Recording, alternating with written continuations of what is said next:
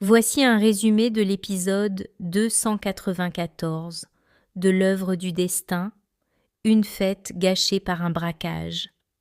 Alors que la famille est assez réunie pour la cérémonie de la main de Mahira, des cambrioleurs armés font irruption dans la salle. Ils ordonnent à tout le monde de ne plus bouger et commencent à dépouiller les invités de leurs bijoux. Prithvi et Sherlan, en panique, Prithvi, qui cherchait discrètement Prita, se retrouve coincé. Il craint, par-dessus tout, que sa complice / amante Sherline ne le voie, ce qui déclencherait une scène de jalousie explosive. Pour échapper aux voleurs, il tente de se cacher sous une table, mais il n'est pas seul. Sherline s'y trouve déjà.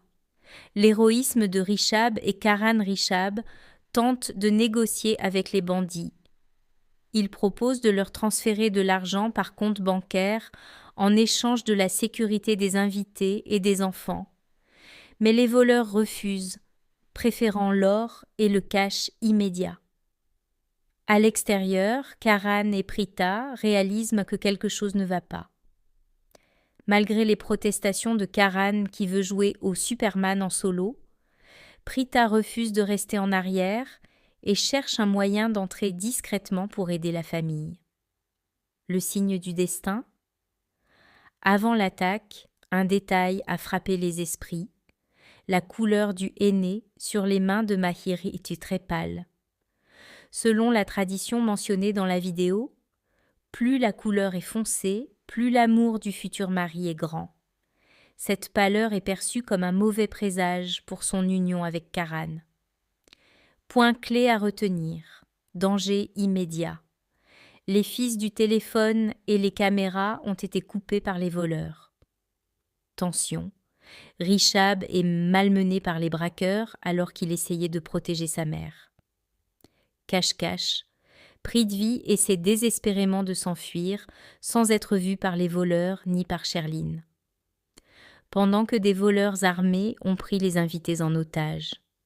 Prithvi se déguise. Prithvi, en voyant Karan, s'enfuit pour ne pas être reconnu.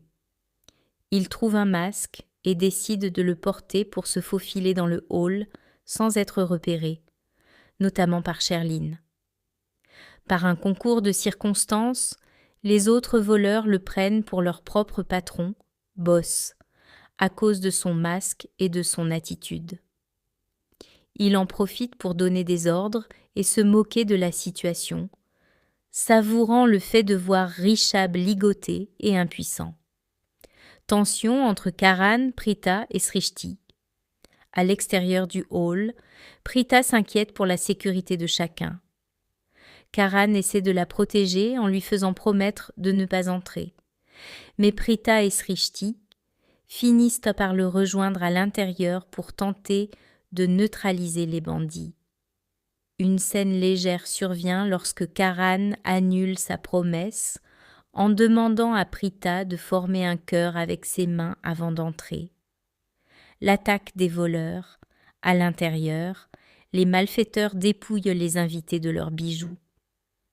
Sherline et Karina se plaignent du choix du hall, tandis que les voleurs se moquent de la réputation du lieu, où les mariages sont censés ne jamais se briser.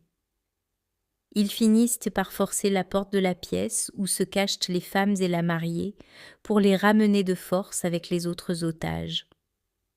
Contre-attaque, Srishti et Karan prévoient de se battre contre les voleurs. Srishti suggère même d'utiliser des couteaux de cuisine pour faire face aux armes à feu des bandits.